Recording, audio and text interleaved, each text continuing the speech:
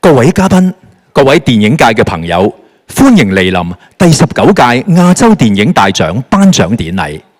今晚我哋聚首一堂，共同慶祝亞洲電影嘅創意、熱情同成就。依家等我哋正式揭開今晚盛典嘅序幕。有請亞洲電影大獎學院及香港國際電影節協會主席黃英偉博士 GBM GBSJP 為我哋致歡迎詞。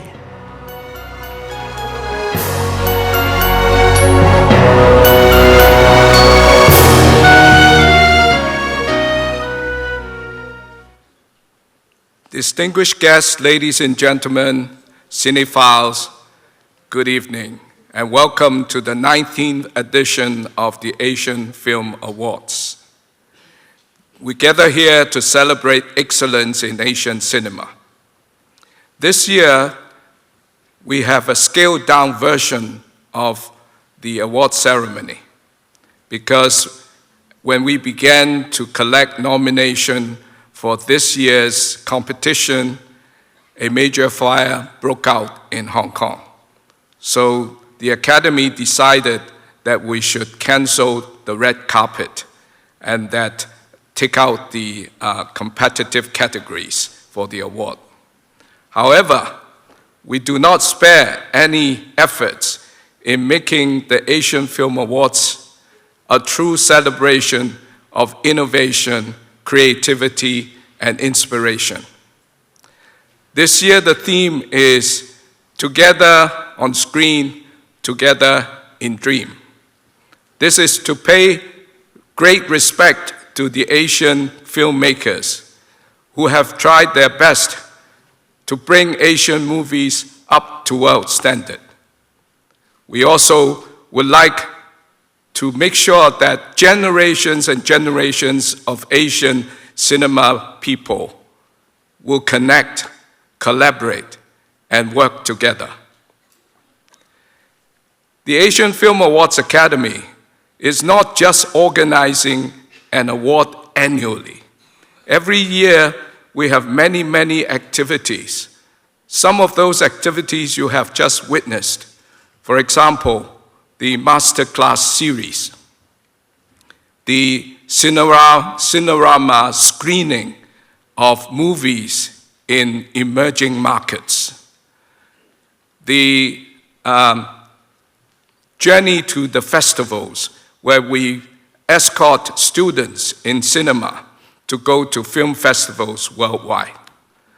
For example, this year, 2 groups of students visited the Udine Far East Film Festival and the Tokyo International Film Festival. And of course, lately we have created the International Film Camp, where over 24 of film people gather to work with aspiring young movie makers.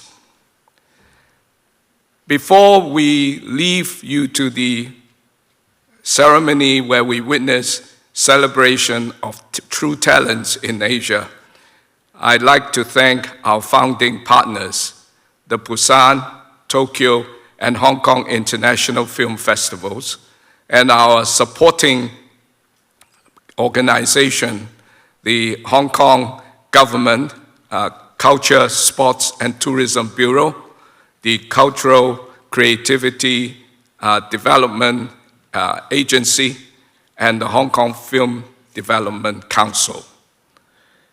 Of course, most important of all, we thank you all for being present today. You are what we are working for, and you are what make this all happen. As we march into the 20th anniversary of the Asian Film Awards, we will continue to work with international organizations and hosts activities that will appeal to the film community and the public. And so, please enjoy tonight as Asia cinema takes center stage. Thank you very much. 多謝黃博士。今晚我哋邀請兩位曾經擔任亞洲電影大獎青年大使嘅演員重返舞台。作為青年大使，佢哋親身見證亞洲電影嘅成長同多元，亦陪伴新一代電影人一齊前行。請以熱烈掌聲歡迎過去2屆青年大使林明禎、盧振業。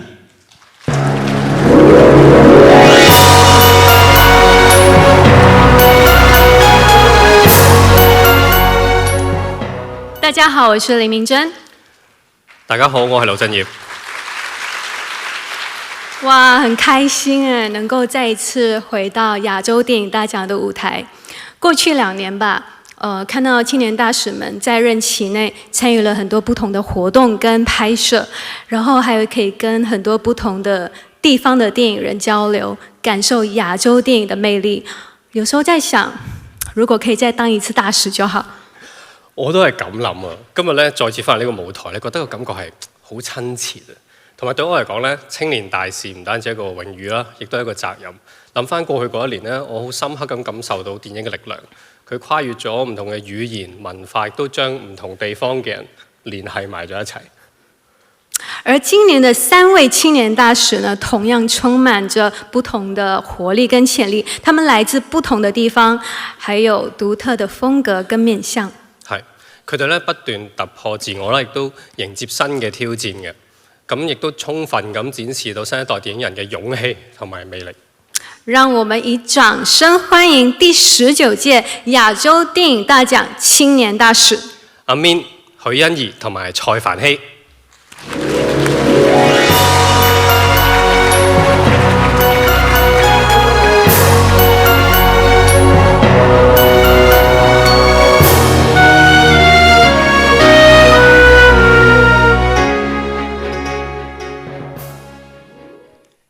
Good evening, everyone.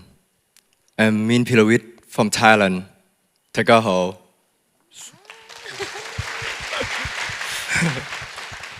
สวัสดีทุกคนครับสำหรับผมนะครับภาพยนตร์เป็นเหมือนพลังที่ช่วยบอกเล่าเรื่องราวของผู้คนเราแชร์ความสุขความสนุกวิถีชีวิตหรือแม้กระทั่งเรื่องที่เราอยากเรียกร้องผ่านภาพยนตร์ครับวันนี้ผมอยากขอบคุณภาพยนตร์ทุกๆเรื่องที่พาพวกเราได้มาเจอกันในวันนี้ครับในฐานะ AFA Youth Ambassador อยากขอบคุณฟิล์มเมเกอร์ทุกคนนะครับที่ช่วยเป็นแรงบันดาลใจให้กับศิลปินรุ่นใหม่ได้ถ่ายทอดเรื่องราวของเขาอย่างมีคุณภาพครับ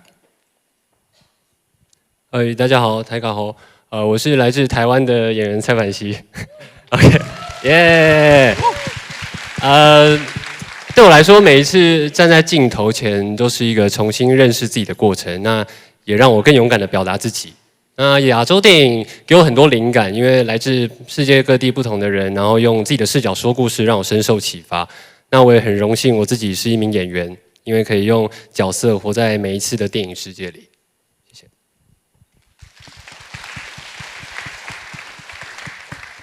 大家好，我係許欣怡。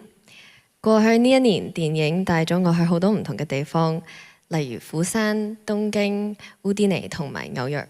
咁每一站都令到我大開眼界，亦都識咗好多新朋友。呢個我覺得係電影嘅魔力，佢可以連結好多唔同嘅人，俾我哋睇到世界各地唔同嘅故事。電影也讓我們3個來自不同地方的人相遇。那非常有幸，我們這次可以擔任亞洲電影大獎青年大使。我們希望用我們自己的方式把這份熱情傳遞下去，同時也鼓勵更多年輕創作者說出自己的故事。講到未來，你哋有冇諗過10年後嘅自己係點嘅呢？我先啊，如果可以，我希望未來10年，我還是跟現在一樣，就是可以成為那個照亮他人，然後照亮故事的演員。How about you? 10 years from now ผมคิดว่าอยากเป็นนักแสดงที่คนไม่ได้จดจำแค่ในฐานะมีนพีรวิทย์นะครับแต่อยากให้เขาจำผมในฐานะนักแสดงที่สื่อสารได้หลายบทบาทเข้าใจในทุกๆเรื่องราวแล้วก็เป็นนักแสดงที่เข้าใจความเป็นมนุษย์นะครับ And how about you, Natalia? 我希望我越有自信心，亦都越謙虛，越有經驗，越好奇，跟住遇到越大嘅挑戰，感到越興奮。那最後我們就希望我們可以跟亞洲電影大獎，還有在座的每一位電影人，就是可以一起繼續說出屬於這個時代的故事。So tonight, let's celebrate the power of cinema together.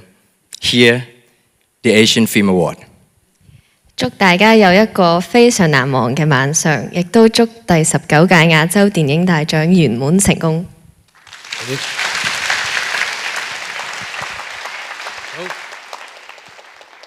青年大使代表住亞洲電影嘅新世代力量，而喺呢一片充滿活力嘅影壇之中，唔同世代嘅電影人以各自嘅才華同熱情，持續為亞洲電影注入新能量。以下我哋將頒發本屆亞洲電影大獎嘅特別獎項，向亞洲影壇展現卓越才華同影響力嘅電影人致以表揚。有請陳詠生先生、陳湛文先生為我哋頒發亞洲飛躍演員大獎。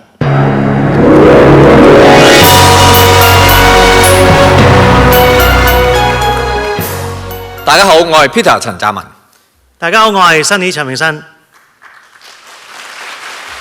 我哋今晚頒發嘅係亞洲飛躍演員大獎。嗱，Sunny 啊，你做咗咁耐導演，我又係演員啦。係啦，咁以下得獎者，你有冇同佢合作過呢？我就成日同你合作，係嘅。咁所以我就都好想試下啲唔同類型嘅演員嘅。例如呢？例如靚仔啊，試下不如。咁梗係要啦。係啦，要揾啲靚仔試下。係啊，係啦，係啦。咁你呢？你有冇同佢合作過呢？哇，我啊有啊，真係。以前讀書嗰陣時，直情係朝夕相對。哦，不得了啊！咁啊，最適合同我哋講解下佢點解可以攞到呢個獎啦。好啊，咁我即管分享一下嗰陣時嘅在學點滴啊。係。嗱，嗰陣時咧，佢份人就已經好認真嘅啦，一拎住個劇本就諗到頭都爆，進入咗一個忘我嘅境界。哦，咁所以佢演到幻愛入邊嗰個思覺失調嘅患者。而當佢喺好認真探索完之後咧，佢又會識得調整翻個啱嘅方向俾自己去演嘅喎。哦，咁所以佢演到熟夢入邊醫思覺失調嘅精神科醫生。仲有啊，每當佢喺失意嘅時候，佢就會好認真咁樣操練佢自己嘅身體。佢仲會幫喺佢體內產生出嚟嘅乳酸改咗個名，叫做乳酸妹。哦，咁所以咧，佢又可以喺我在這裏等你入邊除咗衫，露出好優美嘅上半身線條俾大家睇。然之後佢又會好認真咁樣鍛鍊佢嘅空翻同埋體操，想尋找更加多身體唔同嘅可能性。哦，咁所以佢可以演到《九龍城寨之圍城》入邊打到飛起嗰個順一。唔係，我想講嘅係佢喺此時此刻入邊 show 埋下半身嘅嗰段裸跑戲。哦，咁嗰個難啲，嗰度難啲。係啊 ，OK， 係啦。再之後佢就摒棄埋語言，好認真咁樣鑽研形體劇場。哦，咁所以佢又演到《長安的荔枝》入邊不善辭令，但係又忠心耿耿嘅嗰個蠢奴。冇錯，所以我分享咗咁多，你明白點解佢會攞到呢個獎啦？哦，命運。啱嘅，係命運。不過仲有另外兩隻字創造咗佢嘅命運出嚟，係認真。認真好戲，認真靚仔。更重要嘅係，佢每一次都好認真咁樣演好每一場戲，每一出作品。好，我哋而家就睇下佢嘅精彩演出。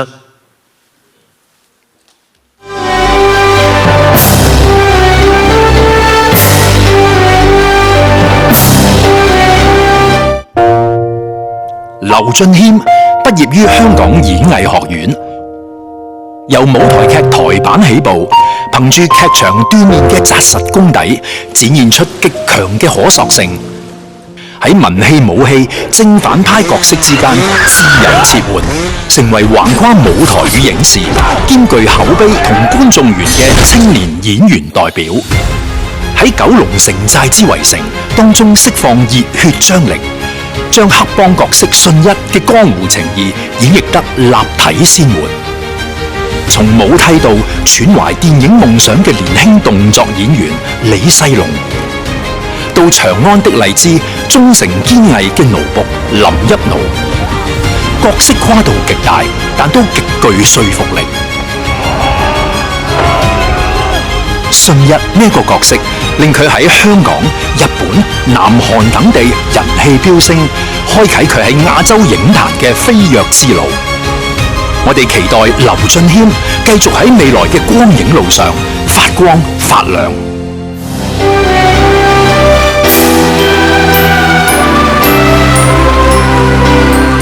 第19屆亞洲電影大獎亞洲飛躍演員大獎 Rising Star Award 得主係劉俊謙。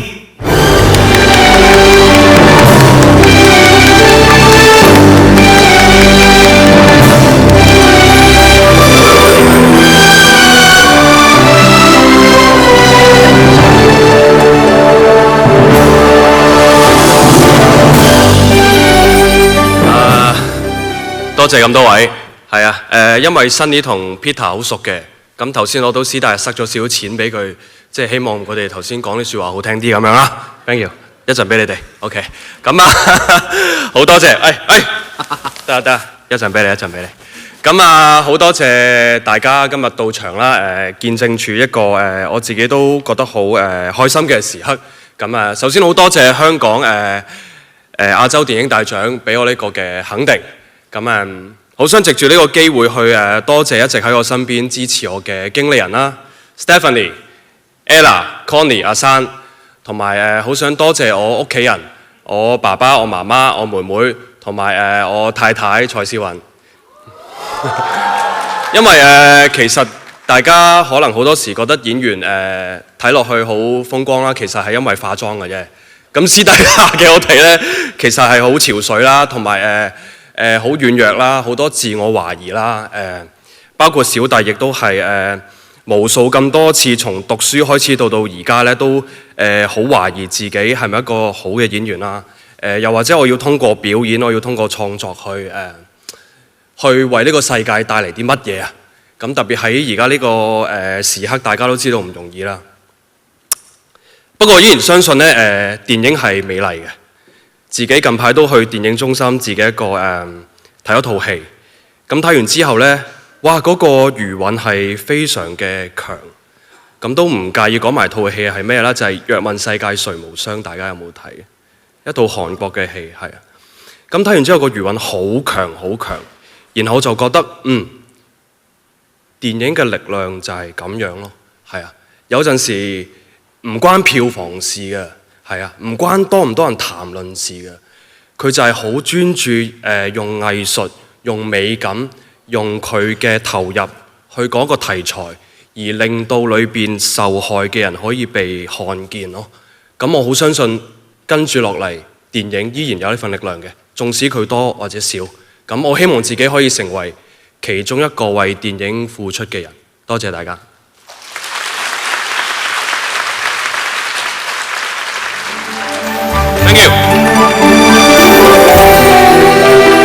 亞洲電影嘅未來，來自不斷湧現嘅新聲音同新視野。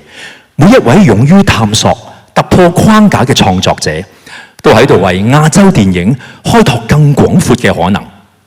以下我哋將會頒發 AFA 新世代獎，表揚喺影壇展現獨特風格同創作潛力嘅電影人。有請頒獎嘉賓，意大利國家電影博物館館長 Mr. Gallo Shadrian 上台為我哋頒發獎項。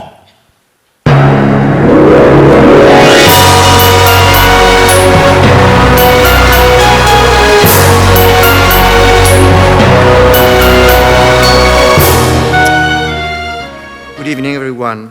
As a programmer and as artistic director of film festivals, I had the privilege and the task to watch many, many movies a year. You may think that this is the best job in the world, but I can assure you that after watching 30, 40 movies a day, you will have a different opinion. Discovering new voices in cinema, being surprised and amazed by performances played a big role in preserving the pleasure in fulfilling the task. Now I'm in charge of one of the largest film museums in the world. My job is to preserve the great past of this young form of art and making it available for new generations through exhibitions and screenings. At the Film Museum, along with the great old masterpieces, we always show new films because I believe it's pointless to show the past without linking with our daily life. In a festival, in a museum, in a movie theater, there is no past, no future. Everything is at the present time. That's why I'm particularly excited to present this award to you. The winner of this year's AFA Next Generation Award is a young actor who has written remarkable records in the highly competitive mainland Chinese film industry. At the age of 21, he received a nomination for Best Actor at the 34th 100 Flowers Awards, becoming the youngest nominee in that category. At 22, he became China's youngest actor to cross the 10 billion yuan milestone at the box office. At 27, he made history again as the first actor born in the 90s whose leading films accumulated over 20 billion yuan at the box office. And now, at just 28, the sky is the limit for him. I believe that his success comes from his ability in breaking the ice or being a detective, both on screen and off. Is that relentless curiosity that has allowed him to explore so many possibilities, from the cinematic world of Chinatown to the landscape of Chinese cinema. Now maybe we can leave the images do the talking.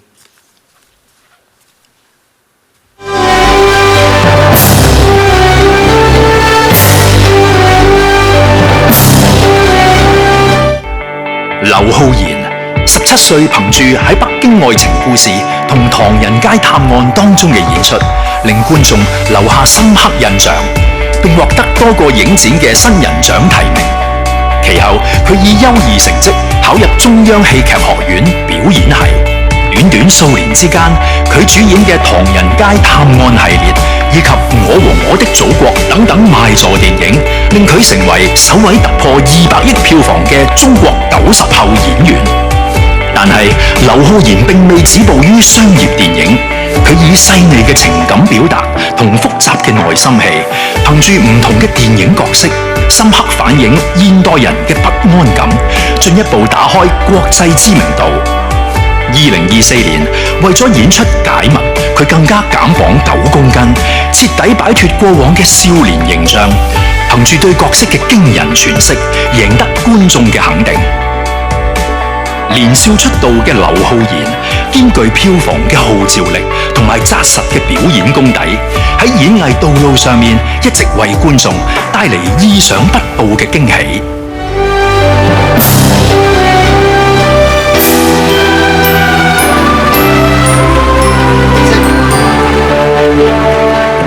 Ladies and gentlemen, the winner of the AFA Next Generation Award at the 19th Asian Film Award. Please welcome Liu Aran.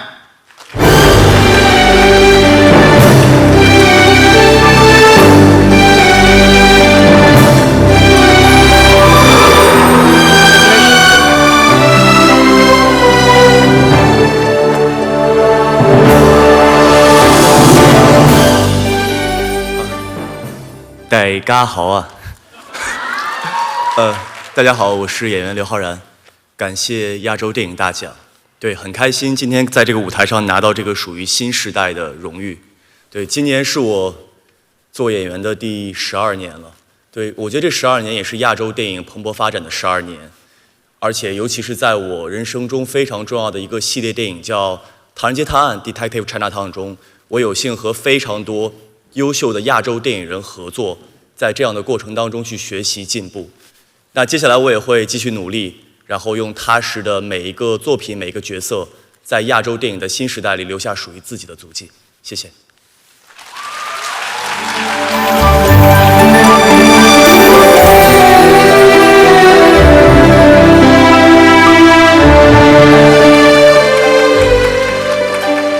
亞洲電影嘅發展離唔開一代又一代電影人嘅創作同堅持。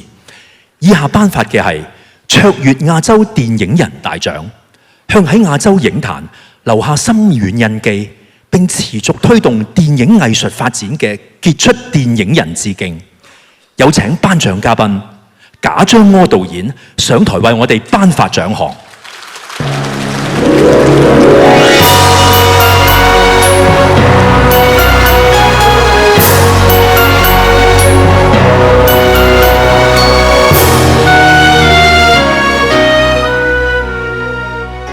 各位晚上好，非常荣幸能够来到亚洲电影大奖来颁发卓越亚洲电影人大奖。那何为卓越的演员？我想他们是能够穿过时间的长河，在他的职业生涯里面，用他精彩的表演演绎不同的人物，展示不同的命运，然后用他的激情和对电影的爱，来一直通过他的表演来讲故事，来讲我们共同的爱与期待。那下面请大家一起来看大荧幕。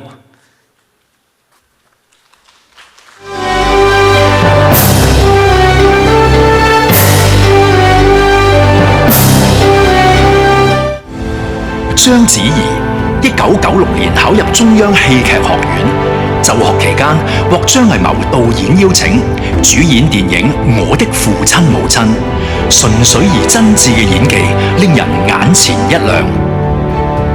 2000年，憑住《臥虎藏龍》當中江中大游嘅角色，打開國際知名度，並橫掃多個國際重要獎項。章子怡將女性嘅內心世界演繹得細膩而深刻，逐步奠定佢喺國際影壇當中鮮明嘅東方女性形象。佢喺《茉莉花開》當中一人分析三角，跨越3代女性嘅命運同情感，收放自如，展現出超越年齡嘅表演深度。2005年，章子怡進軍荷里活，主演《藝伎回憶錄》，並獲金球獎最佳女主角提名，以實力打破界限，進一步提升亞洲演員喺全球影壇嘅地位。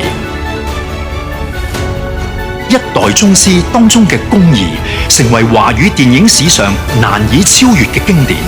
呢個角色令佢完成華語最佳女主角大滿貫嘅非凡里程。重影20多年，章子怡唔單止塑造角色，更以自身嘅存在改寫咗世界對亞洲女性演員嘅想像，書寫出一段屬於東方、屬於世界嘅光影傳奇。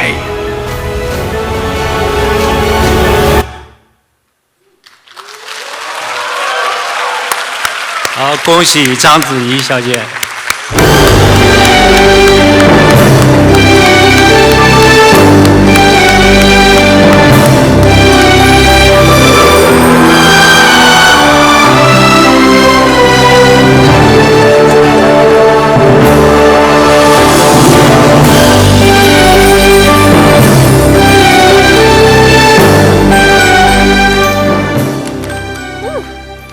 沉甸甸的奖杯，感谢亚洲电影大奖，感谢尊敬的王主席，感谢来自亚洲其他国家的同行朋友们，谢谢你们的认可。沉甸甸的荣誉，非常的感谢。我从影20余年，是在电影的见证下成长的。也是电影成就了我的人生的每一个阶段。我要感谢曾经合作过的每一个导演、每一个演员、每一个台前幕后的工作人员，没有大家的托举、支持和爱护，也不会有今天的我。感谢所有的影迷、观众朋友们，你们的厚望，你们的期待和你们的愿望都扎根在我心里，我相信这是我前行的最大的动力。感谢我曾经遇到的这些角色，他们让我的人生变得如此的丰满。我始终相信亚洲文化的底蕴是源远流长的，蕴藏着许多东方人的故事，东方人的哲思。愿我们所有的亚洲电影人可以携手共进，共同创作更多表达东方人力量、东方人文化的电影。愿我们的电影明天更美好。愿我们的世界和平。谢谢。